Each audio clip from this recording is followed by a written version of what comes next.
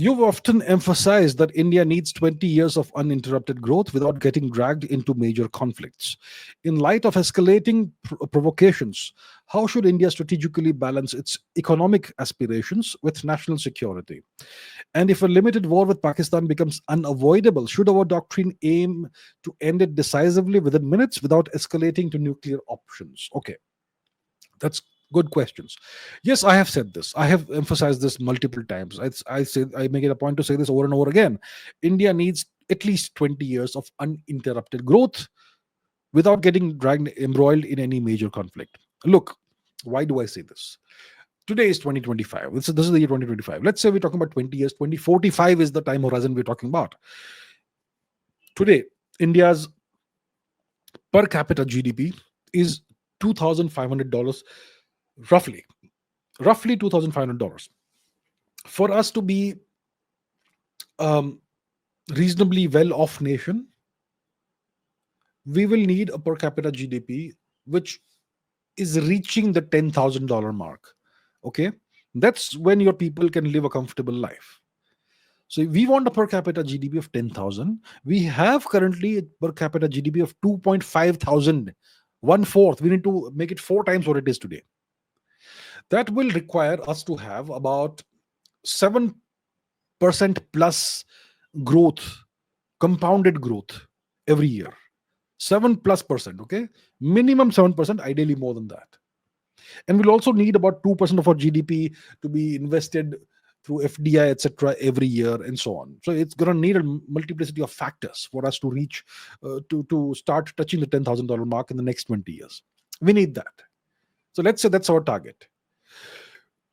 For that, you need a very peaceful, conducive environment in the country, so that foreign investors like to come there and come here, and the environment is good, and there's no war, and there's no terrorism. So you need that. So we don't want to be embroiled in any major conflict. But let's say someone forces the conflict on us, like Pakistan keeps doing. In that case, what do we do? Let's say a limited war with Pakistan becomes unavoidable, like Pranay is saying. What should we do? How should we approach that war? Let me tell you what that war should be like. First of all, it should be a sub-nuclear war. Should not trip any nuclear red lines.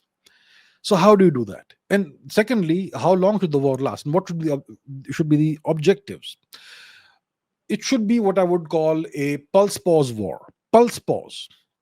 It should be a war in which to inflict a military and political defeat on Pakistan in 72 hours maximum. So it's not a blitzkrieg kind of strategy that you use. Blitzkrieg means you penetrate deep into someone's territory.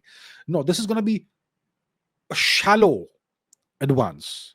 So maybe 30, 40, maximum 50 kilometers you advance and you grab a territory, and then you unilaterally announce a pause to hostilities. So your armed forces need to be ready for it. Obviously, your tank divisions and whatever, you need to take substantial territory, not too much, shallow advances, 30, 40, 50 kilometers maximum, hold on to the territory, and then announce a pause unilaterally.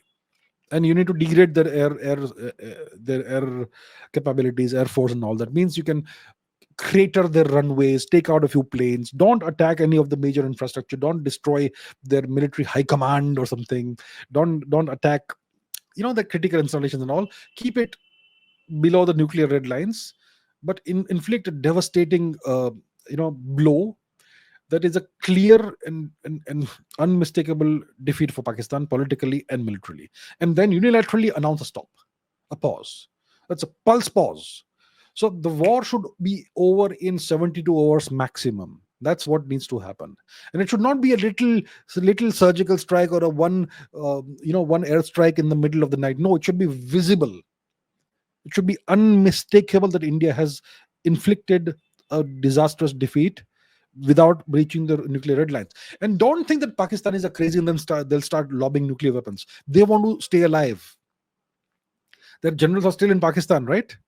It's not like they're operating out of London or Dubai. They are in Pakistan.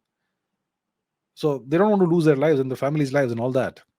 So the point is, it's definitely possible to have a war, quick, short, sharp war with a significant visible victory, and have it end in 72 hours.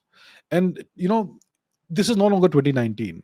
In 2019, when we did the Balakot airstrike, we did not have the Rafales. Technology really matters. We had those Mirages and all, and we have, the Pakistanis had F-16s. Today, India's 26 Rafales can take out 100 F-16s from standoff distances without the F-16s even coming close to being dangerous to the Rafales. That's the kind of capability the Rafales have. They can take out 100 F-16s from a very long distance, and the F-16s don't even have the range to engage the Rafales. That's the that's what you get when you have a 4.5 generation fighter plane.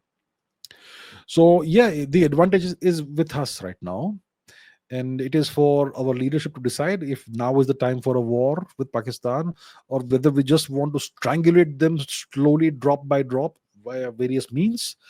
Um, but if war becomes unavoidable, it should be a very rapid, decisive victory, 72 hours maximum, pulse and pause.